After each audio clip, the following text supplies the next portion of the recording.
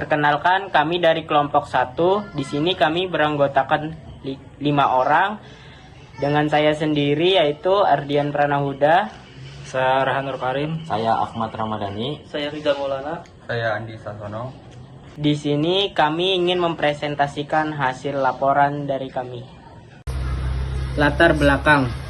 Permasalahan utama yang diidentifikasi dalam sistem manual meliputi inefisiensi waktu, di mana sebagian waktu perkuliahan tersita untuk proses sirkulasi daftar hadir. Oleh karena itu, perancangan sistem informasi absensi ini difokuskan pada pengintegrasian database yang solid dengan antarmuka yang ramah pengguna, yang dimana sistem ini tidak hanya berfungsi sebagai pencatat kehadiran, tetapi juga sebagai alat monitoring performa akademik mahasiswa.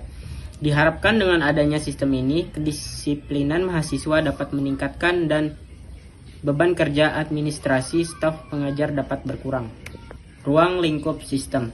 Ruang lingkup pengembangan sistem ini berfokus pada fungsionalitas utama absensi mahasiswa yang mencakup manajemen data pengguna, mahasiswa, dosen, dan admin, pencatatan kehadiran secara real time, serta pengolahan laporan otomatis. Pemilihan metode waterfall.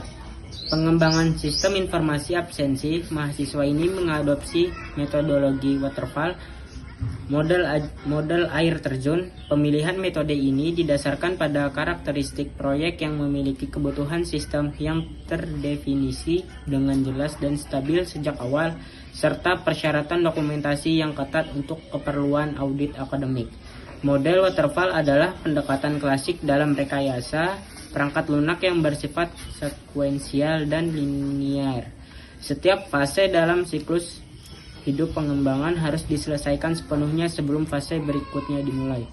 Tahapan pengembangan SDLC. Sesuai dengan paradigma waterfall, pengembangan sistem ini dibagi menjadi 5 tahapan utama yang mencakup 9 poin fokus pengembangan yang diminta dalam term of reference dalam kurung TOR. 1. Requirement analysis dalam kurung analisis kebutuhan. 2. System design system. 3. Implementasi dan coding. 4. Verification, pengujian sistem. 5. Maintenance, pemeliharaan. Analisis kebutuhan sistem. Analisis kebutuhan sistem merupakan fondasi dari seluruh proses pengembangan. Kegagalan dalam mendefinisikan kebutuhan secara akurat dapat menyebabkan sistem yang tidak usable atau gagal memenuhi tujuan bisnis.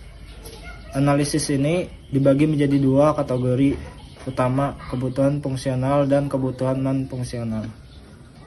Analisis kebutuhan sistem terbagi menjadi 2, yaitu A. Kebutuhan fungsional. Kebutuhan fungsional mendeskripsikan layanan atau fitur spesifik yang harus disediakan oleh sistem bagi pengguna.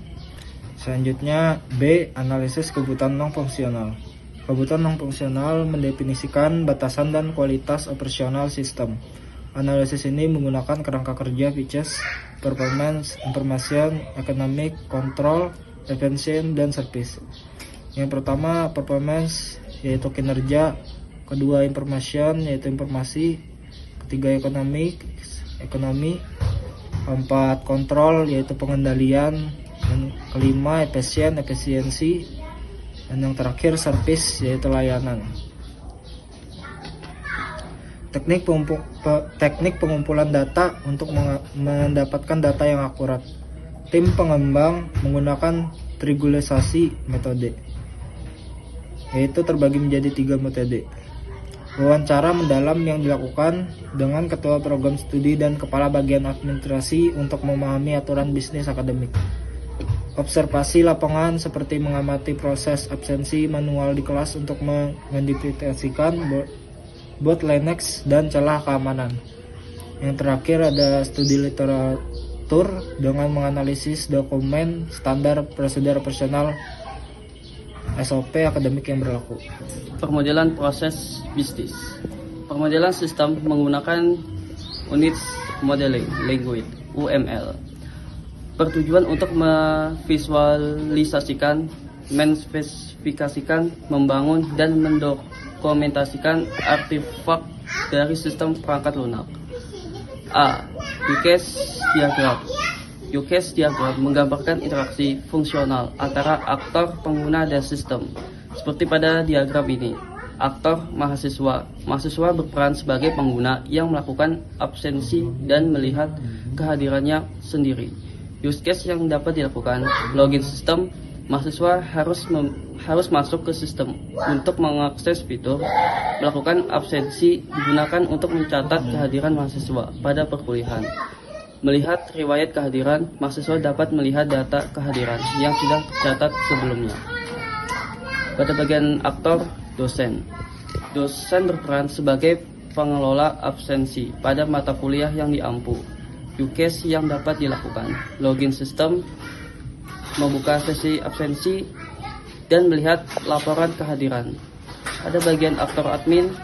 Admin berperan sebagai pengelola data dan sistem secara keseluruhan. Use case yang dapat dilakukan, login sistem, akses ke fitur administrasi, mengelola jadwal perkuliahan, dan mengelola data mahasiswa.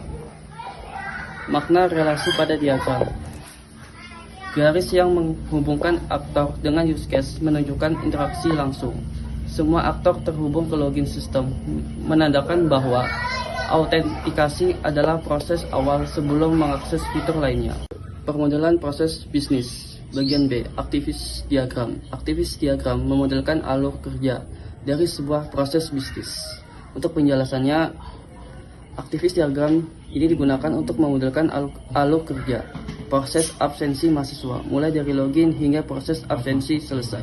Diagram ini menekankan urutan aktivitas, percabangan, keputusan, dan akhir proses. Awal proses dimulai dari mahasiswa login, simbol bulatan hitam menandakan titik awal aktivitas. Proses login dan keputusan. Setelah mahasiswa melakukan login, sistem melakukan pengecekan. Keputusan login valid. Jika tidak valid, sistem menampilkan proses login gagal. Proses langsung diarahkan ke akhir, final note. Jika ia valid, proses berlanjut ke pemilihan mata kuliah. Pemilihan mata kuliah. Pilih mata kuliah. Mahasiswa memilih mata kuliah yang ingin diikuti absensinya. Keputusan status sesi absensi. Setelah memilih mata kuliah, sistem mengecek status sesi absensi. Keputusan sesi absensi aktif. Jika tidak aktif, sistem menampilkan informasi sesi sebelum dibuka. Proses diarahkan menuju akhir. Jika akhir, mahasiswa dapat melanjutkan ke proses pengisian absensi. Selanjutnya, proses pengisian absensi. Jika sesi absensi aktif, alur berjalan sebagai berikut. 1. Sisi absensi. Mahasiswa melakukan pengisian kehadiran. 2. Simpan data kehadiran. Sistem menyimpan data absensi ke basis data. 3. Tampilkan notifikasi berhasil. Sistem memberikan konfirmasi bahwa absensi berhasil dilakukan. Kesimpulannya, aktivis diagram ini menunjukkan bahwa proses absensi memiliki validasi berlapis. Lalu sistem memberikan umpan balik flashback kepada pengguna pada setiap kondisi, dan diagram ini membantu memahami alur logis sistem sebelum diimplementasikan dalam kode program. Selanjutnya untuk bagian C, sequence diagram. Sequence diagram menggambarkan interaksi antar objek, bukan hanya aktor, dalam urutan waktu. Penjelasan sequence diagram. Proses login mahasiswa. Sequence diagram ini digunakan untuk menggambarkan urutan interaksi antar objek sistem berdasarkan waktu, mulai dari pengguna memasukkan data hingga sistem memberikan respon. Pertama, objek yang terlibat. Diagram ini melibatkan 4 objek utama. 1. Mahasiswa, pengguna yang melakukan proses login. 2. Web interface, antarmuka, sistem yang menerima input dari pengguna. 3. Auth controller, komponen logika aplikasi yang menangani proses autentikasi. 4. Database, penyimpanan data akun pengguna. Garis putus-putus vertikal menunjukkan leveling yaitu masa aktif objek selama proses berlangsung. 2. Urutan interaksi Maze flow. Langkah pertama, input kredensial mahasiswa web interface. Mahasiswa memasukkan username dan password ke dalam sistem. Langkah 2, pengiriman data login web interface auth controller. Web interface mengirimkan data login ke auth controller untuk proses. Langkah ketiga, validasi akun. Auth controller database. Auth controller meminta database untuk melakukan validasi akun. Database auth controller. Database mengembalikan data pengguna sesuai hasil pencarian. Keempat, status autentikasi. Auth controller web interface. Auth controller mengirimkan status autentikasi berhasil atau gagal. Langkah kelima, menampilkan hasil login web interface mahasiswa. Sistem menampilkan hasil login kepada mahasiswa. Makna diagram. Diagram ini menunjukkan bahwa proses login tidak hanya melibatkan aktor, tetapi juga objek internal sistem. Setiap pesan dikirim secara berurutan, sesuai urutan waktu eksekusi.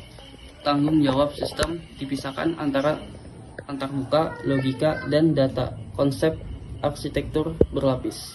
Kesimpulan, memahami alur komunikasi antar komponen sistem, mengidentifikasi peran masing-masing objek, dan menjadi acuan dalam implementasi kode program, khususnya proses autentikasi. Kemudian desain antarmuka pengguna UI UX. Desain antarmuka menggunakan user interface dan pengalaman pengguna user experience. Dirancang dengan prinsip user-centered design. 1. Prinsip desain. Penerapan prinsip simplicity dilakukan dengan mengeliminasi elemen visual yang tidak relevan agar pengguna dapat fokus sepenuhnya pada fungsi utama, yaitu melakukan absensi. Antarmuka dirancang bersih dengan navigasi yang intuitif.